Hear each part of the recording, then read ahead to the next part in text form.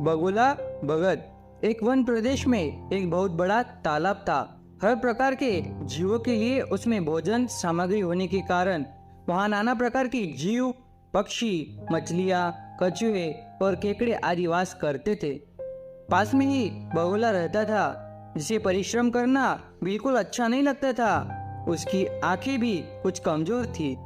मछलियाँ पकड़ने के लिए तो मेहनत करनी पड़ती है जो उसे खलती थी, इसलिए आलस्य के मारे वह कुछ दिन भूखा ही रहता।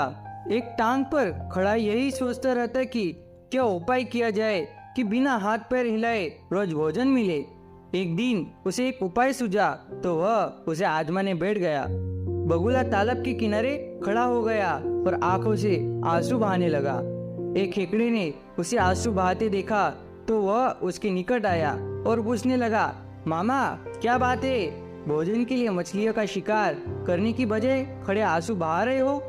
बगुले ने जोर की हिचकी ली और भर्राए से बोला, बेटे बहुत कर लिया मछलियों का शिकार, अब मैं यह पाप कार्य और नहीं करूँगा।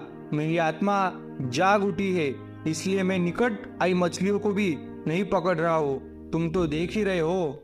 केकड़ा बोला, मामा शिकार नहीं करोगे, कुछ खाओगे नहीं तो मर नहीं जाओगे।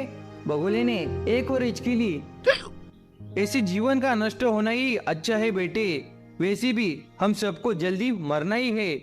मुझे ज्ञात हुआ है कि शीघ्र ही यहाँ 12 वर्ष के बाद तालाब सूखा पड़ने वाला है। बगुले ने केकड़े को बताया कि यह बात उसे एक त्रिकालदर्शी महात्मा ने बताई है, जिसकी भविष्यवाणी कभी गलत नहीं होती। केकड़े ने जाकर सबको बताया कि कैसे बगुले ने बलिदान व भक्ति का मार्ग अपना लिया है और तालाब सूखा पड़ने वाला है।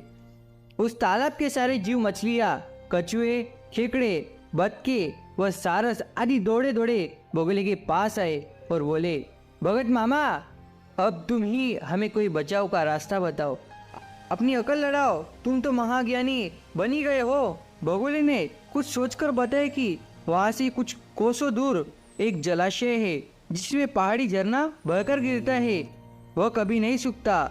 यदि जलाशय के सब जीव वहाँ चले जाए तो बचाव हो सकता है।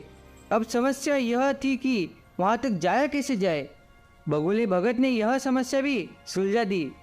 मैं तुम्हें एक एक करके अपनी पीठ पर बिठाकर वहाँ तक पहुँचाऊंगा, क्योंकि अब मेरा सारा शेष जीवन दूसरों की सेवा करने में गुजरेगा।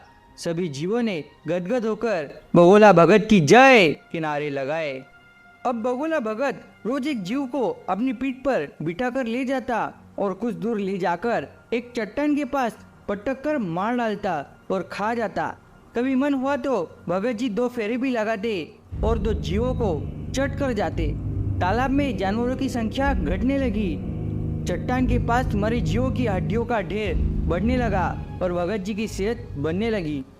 खा कर वह खूब मोटे हो गए, मुख पर लाली आ गई और पंख चर्बी के तेज से चमकने लगे।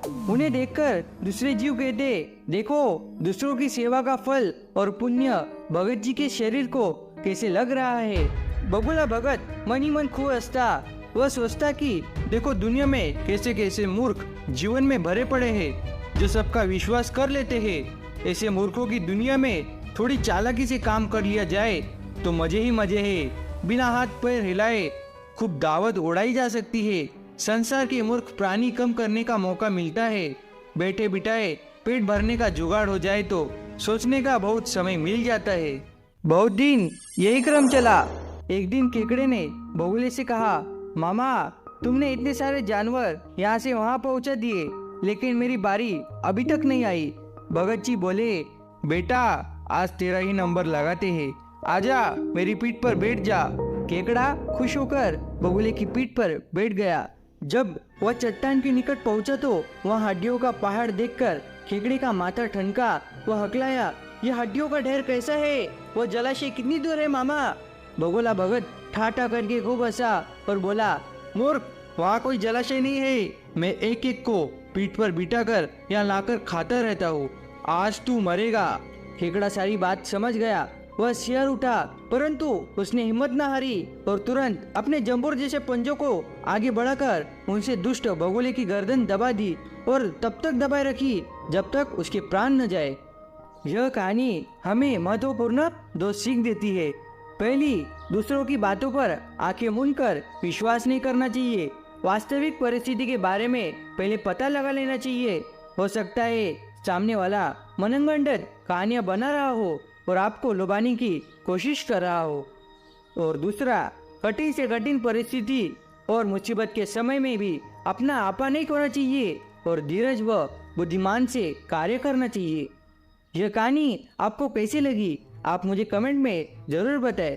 अगर आपको यह वीडियो अच्छा लगा हो तो आप इस वीडियो को लाइक करें, शेयर करें और आप मेरे चैनल को सब्सक्राइब करें। मिलते हैं अगले वीडियो में, तब तक के लिए इजाज़त दीजिए। धन्यवाद दोस्तों।